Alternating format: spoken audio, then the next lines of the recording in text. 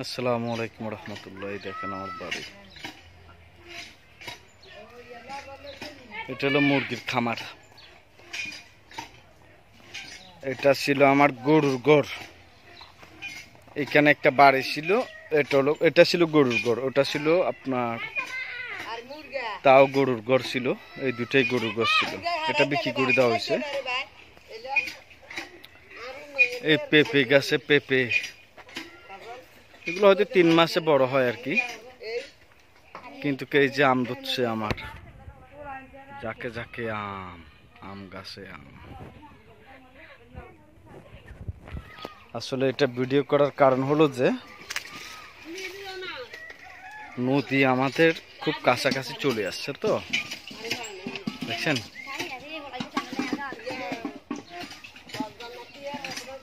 এই সবগুলো আমার, এইগুলো সব আমার জায়গা। আধ কানের উপরে জায়গার উপরে একটা বাড়ি করা হয়েছে, মানে এক কানের থেকে অর্ধেক পুরাটা দিয়ে আমি বাড়ি করছি। এই হলো পুকুর, দেখছেন। এই হলো রাধা, যেটার খামার দেখানো হয়েছে। এই হলো তার ঘর, তা পাকা। ঠিক আছে, এই হলো আমার বাড়ি, অনেক বড় অনেক বড় বাড়ি, দেখছেন। দেখেন আবার দেখেন, ওই দেখেন, দেখছেন। তারপরে ওই দেখেন আমার পুকুরের গাটলা, ছাগলগুলো আমাদের। দেখেন ওই যে বাড়ি একটা দেখতেছেন টিনের, ওটা আমাদের বড়, ওটা আমার বড় ভাইয়ের, দেখছেন। এই হলো চারপাশ, ওটা হলো বাথরুম, বাইরের বাথরুম। ভিতরে একটা আছে, এটা মেহমানদের জন্য বাথরুম। আর এটা হলো অ্যাটাচ বাথরুম ঘরের ভিতরে, ঠিক আছে। এটা হলো অ্যাটাচ বাথরুম, দেখেন। এই সুপারি গাছে সুপারি, নারকেল গাছে নারকেল। সবচেয়ে সুন্দর বিষয়টা হলো, সবচেয়ে কষ্টদায়ক বিষয়টা কি জানেন? কত কষ্ট করে, কত শ্রম করে এই যে খেজুর গাছগুলো দেখতেছেন না, এটা আমার বাড়ির সীমানা।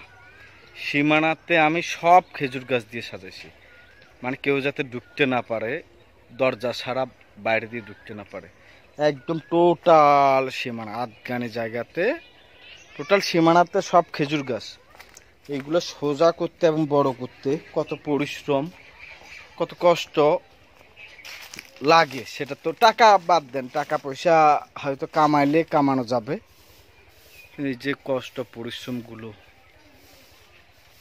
আসলে কাকে বলবো। যাই হোক, এটা বলার কারণ হলো যে নদীটা আমাদের একদম কাছে চলে আসছে, বুঝছেন।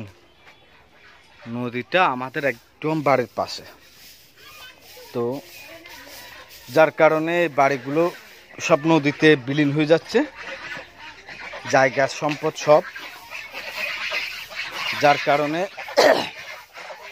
এগুলো ভিডিও করে রাখলাম আর কি, আপনাদেরকে দেখানোর জন্য।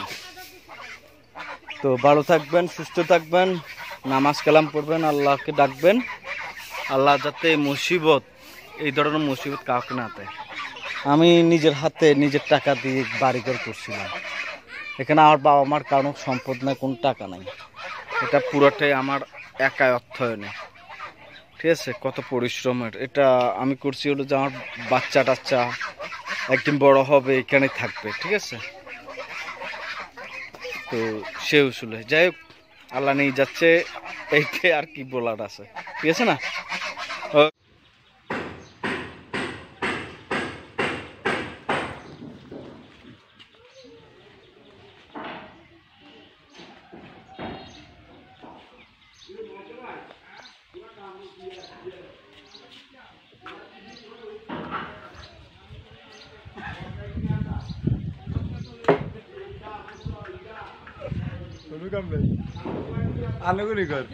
জি।